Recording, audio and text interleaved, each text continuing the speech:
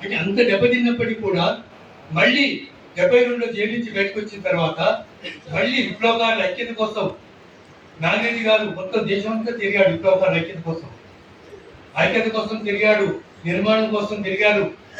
ఈ కృషి వలన 75 ఏప్రిల్ నాటికి ఎమర్జెన్సీ ముందు నాటికే బీసీసీఆర్ఎంఎల్ పార్టీ ఏర్పడ్డది, ఓపీడీఆర్ ఏర్పడ్డది, డిఎస్ఓ ఏర్పడ్డది.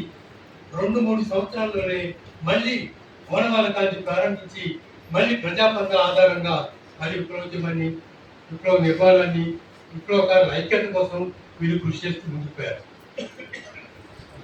అయితే ఈ క్రమంలో ముందుకు పోతున్నటువంటి క్రమంలో ఎమర్జెన్సీ వచ్చింది. అయితే ఇక్కడ ముఖ్యంగా గమనించవలసింది ఏంటంటే నాగిరెడ్డి గారు డివి గారి మధ్యన ఏదో విభేదాలు ఉన్నాయని ఇట్లా రకరకాల చర్చలు జరిగింది.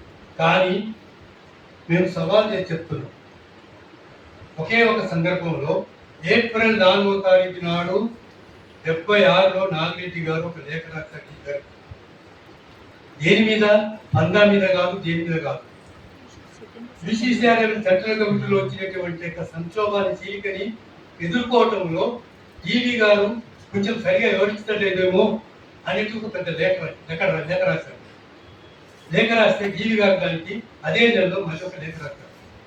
లేఖ రాసిన తర్వాత నాగిరెడ్డి గారు ఏం మాట్లాడలేదు. తర్వాత ఏంటంటే మే సమావేశం జరిగింది. మే సమావేశంలో పూర్తిగా టీవీ యొక్క దాన్ని బలపరుస్తూ మళ్ళీ నాగిరెడ్డి గారు స్టాండ్ చేస్తున్నారు. అంటే టీవీ నాగిరెడ్డి గారి మధ్యన 9 సంవత్సరాల కాలంలో ఒకే ఒకటి, అది పందా విషయంలో కాదు, ఎట్లా వివరించాలి ఈ సమస్యను డీల్ చేయడం అనేది కూడా చిన్న విభేదం వచ్చింది. అది ఒక మబ్బు. ఆ మబ్బు కూడా గొడవలే, అట్లా వచ్చి అంతే తప్ప అదేదో తీవ్ర విభేదాలు కాదు. ఇంకొకటి, దీనికి రాతపూర్వకమైనటువంటి ఆధారాలు కూడా ఉన్నాయి. ఉదాహరణకు నాగిరెడ్డి గారు 76 మేలో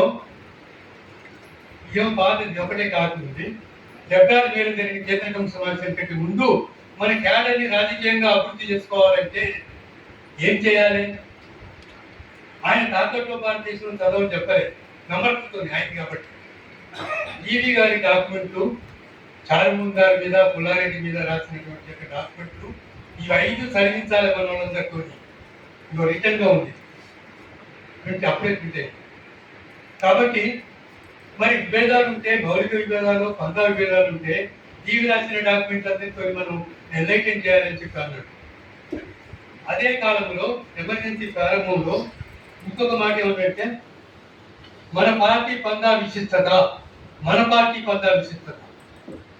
ఆయన వేరే పందాలు పందాలు, మన పార్టీ విశిష్టత ఏంటని అంటే దాని వివరించడానికి టైం సరిపోదు. 4 పాయింట్లు ఉన్నాయి ఎందుకు విశిష్టత. కాబట్టి ఇక్కడ నేను కంక్లూడ్ చేయాల్సిన పాయింట్ ఏంటంటే, 9 సంవత్సరాల కాలంలో ఒక మబ్బు తెరలాగా అట్లా వచ్చిపోయినటువంటిది, అది మౌలిక విభేదం కాదు, పందా విభేదం అసలే కాదు. దాని తర్వాత మళ్ళీ కన్విన్స్ అవుతాం, నాగిరెడ్డి గారు కన్విన్స్ అయ్యి మళ్ళీ వేరే వ్యక్తిని మొత్తం డీల్ బలపడుతూ ఆ సమావేశం